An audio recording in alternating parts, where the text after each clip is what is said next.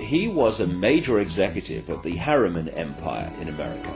And they had a company called the Union Banking Corporation, the UBC, which interfaced with the banking and steel empire in Europe of a guy called Fritz Thyssen, who was named at places like the Nuremberg trial and elsewhere as a major funder of Adolf Hitler and the Nazis. And what Prescott Bush, who was the key executive in the Union Banking Corporation, was doing was funneling money and other resources through the UBC into Thyssen's empire, and then it went to the Nazis, and that's where the war machine came from, also through the Bank of England. Only yesterday, every business, every profession was part of Hitler's system. The doctors, technicians, clockmakers, postmen.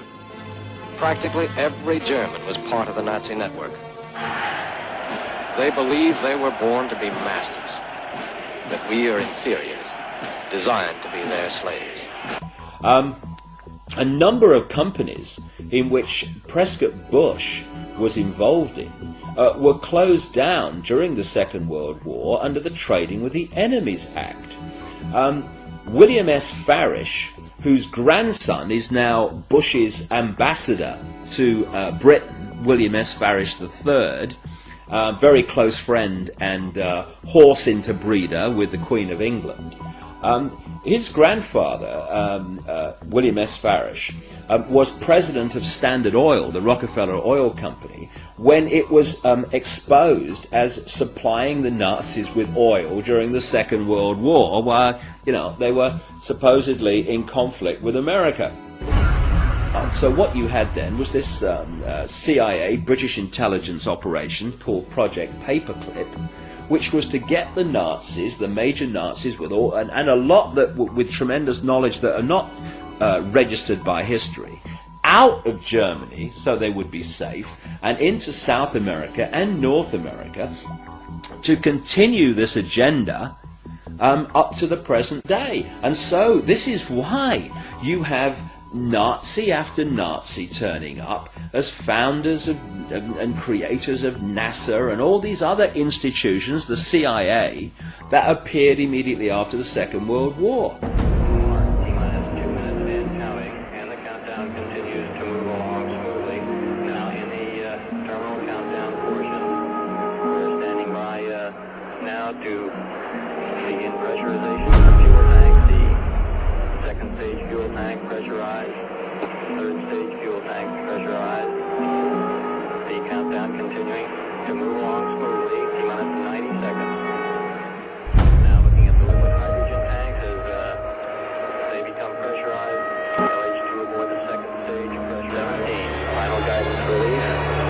Engine ignition at 8.9 seconds.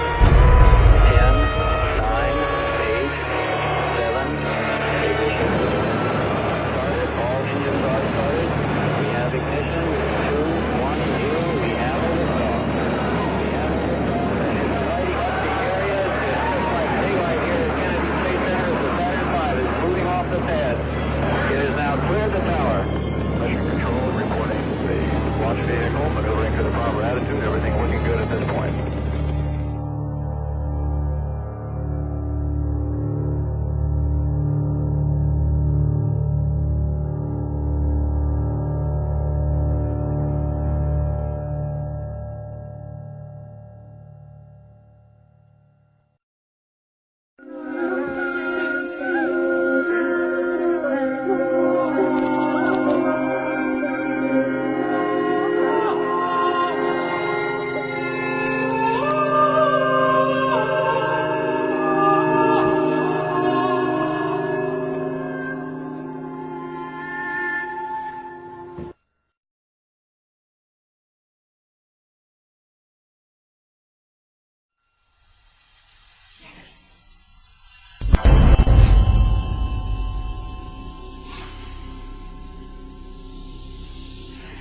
In 2003, the skeptical magazine Fortean Times claimed that no such craft or Nazi secret space program had ever existed.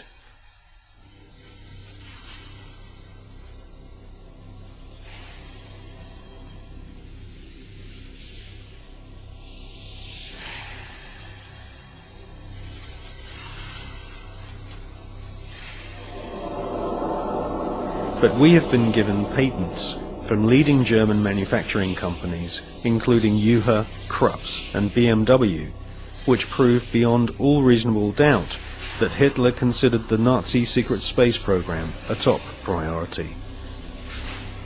And more than 15 billion Deutschmarks were spent developing craft of all shapes and sizes. Secret memos from SS officers revealed that Werner von Braun and Hitler both believed that there were alien civilizations in the universe, and it was their intention to not only conquer all nations on planet Earth, but to also colonize the Moon.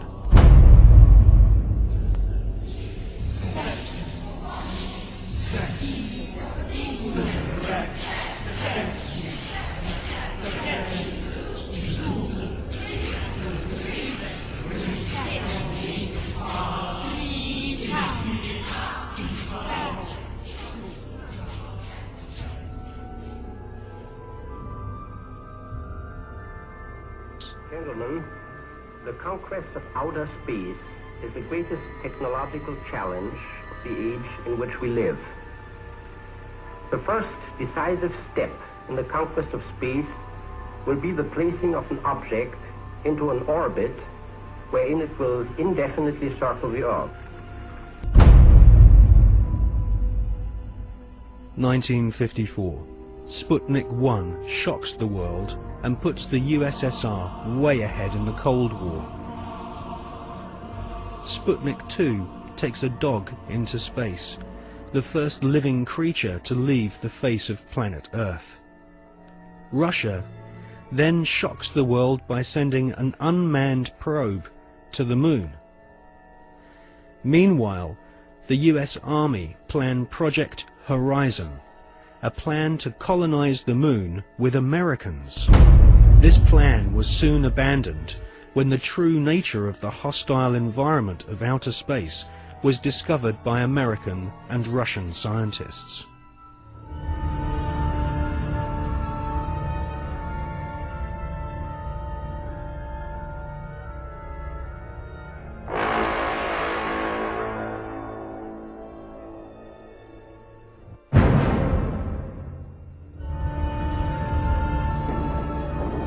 (1958). Spectacular rocket failures destroy American morale.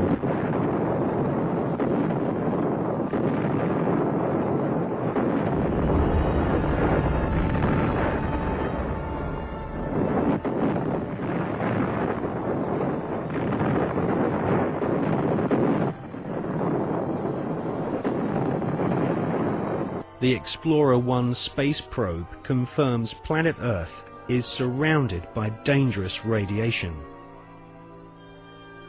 Radiation so powerful that it could cause nausea and cancer. The Van Allen radiation belts and solar particles from the Sun are extremely hazardous to humans. Space is also full of micrometeorites which can rip through spacesuits and metal in the blink of an eye. Meanwhile, Russia celebrate getting the first man into space, Mr. Yuri Gagarin.